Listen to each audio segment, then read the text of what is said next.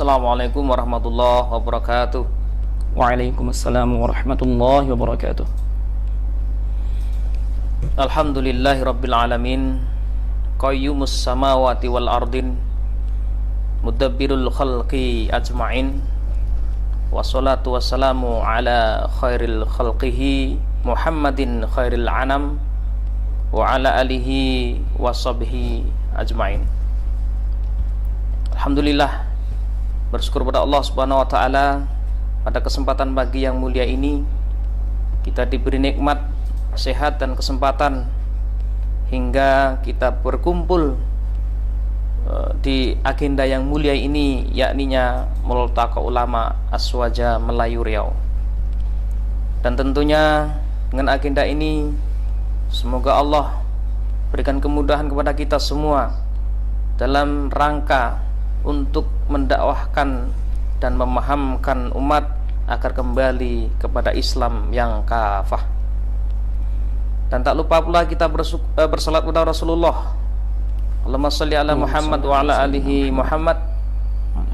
Dengan salawat tersebut kita berharap kepada Allah Subhanahu wa taala, semoga kita di yaumil akhir kelak, di padang mahsyar kelak, kita akan dimudahkan oleh Allah mendapatkan syafaat Rasulullah sallallahu alaihi wasallam, yang mana tidak ada satupun syafaat yang akan dikabulkan oleh Allah Subhanahu wa taala kecuali syafaat baginda mulia, yakni Nabi Muhammad sallallahu alaihi wasallam.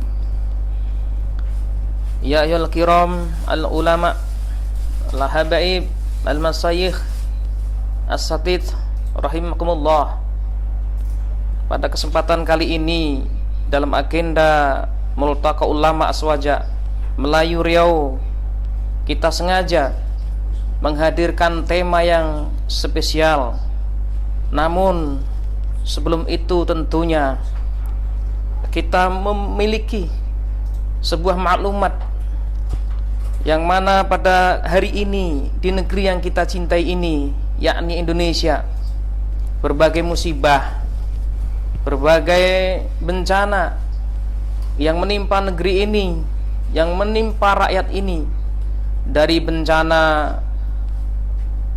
COVID-19 yang tentunya belum usai, dan apalagi hari ini terus merasakan kepanikan, kecemasan yang melanda umat di negeri ini.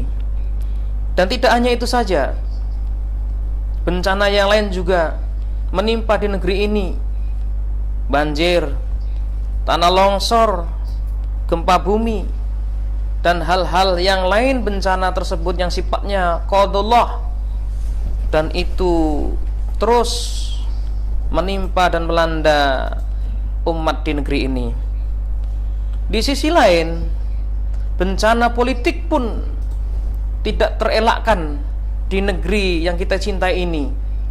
Berbagai kezaliman, berbagai aturan yang diterbitkan oleh para politikus, yang mana mereka tidak segan-segan, tidak malu-malu menampilkan semacam operasi sandiwara yang membuat umat ini jengah, yang membuat umat ini semakin berputus asa untuk mendamparkan harapan memperbaiki nasib, dan apalagi dalam hal nasib di akhirat kelak.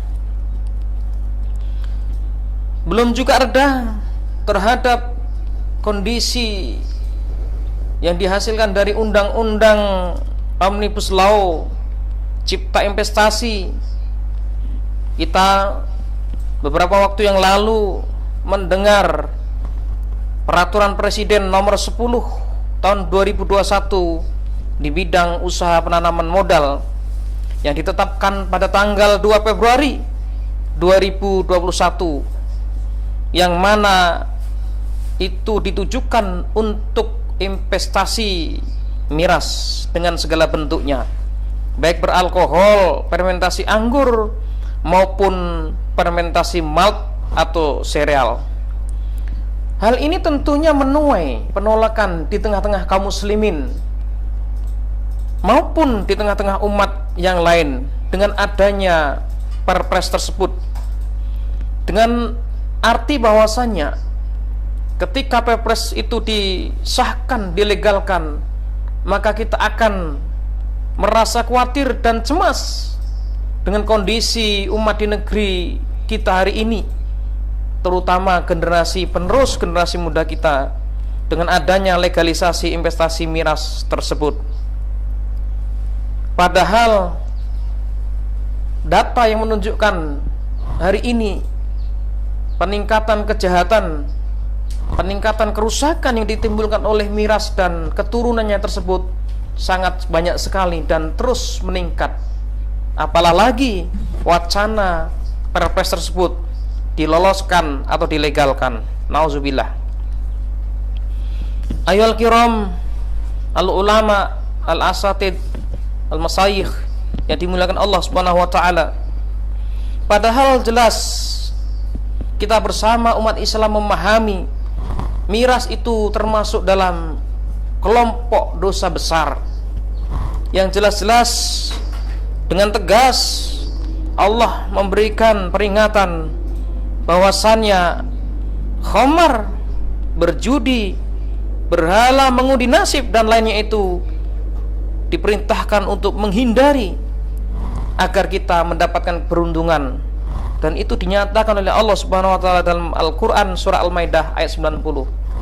Di sisi lain Rasulullah mengancam dengan tegas bahwasannya barang siapa yang dalam perutnya itu ada miras dan keturunannya, maka solatnya ditolak selama 40 hari.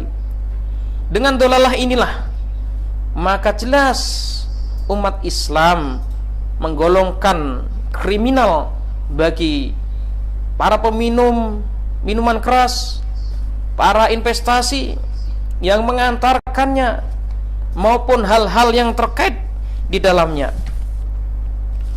Maka dari itu, pada kesempatan Multaqo Aswaja Riau kali ini, penting kami rasanya untuk menghadirkan sebuah tema yang luar biasa, yang insya Allah nanti akan dikupas oleh para tuan guru dan para alim ulama yang akan memberikan pencerahan kepada kita, yakni dengan tema kiprah ulama Aswaja, selamatkan negeri, selamatkan bangsa dari kekejian miras, dan saatnya Islam gantikan kapitalisme, demokrasi, sekulerisme, dan komunisme.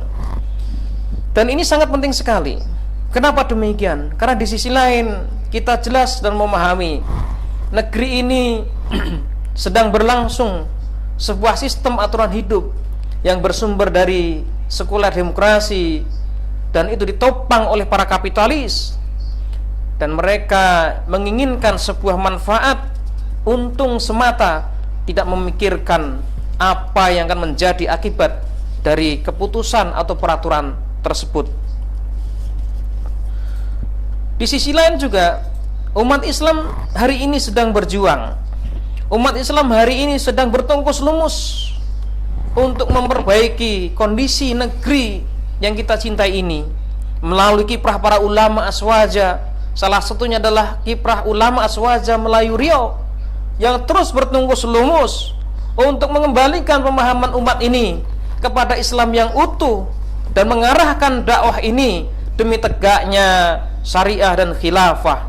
Maka dari itu, dengan tema tersebut, dengan pembahasan tersebut, insya Allah kita akan membuka pikiran kita, membuka pikiran umat ini untuk mendukung dan menerima perjuangan para ulama yang muklis tersebut.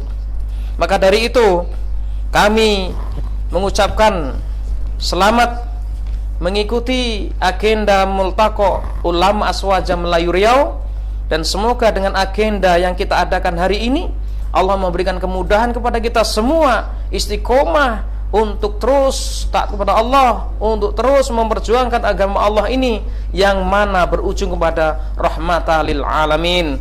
Mungkin itu saja dari kami Sahibul Hajah. Banyak maaf bila taufiq wal hidayah. Assalamualaikum warahmatullahi wabarakatuh.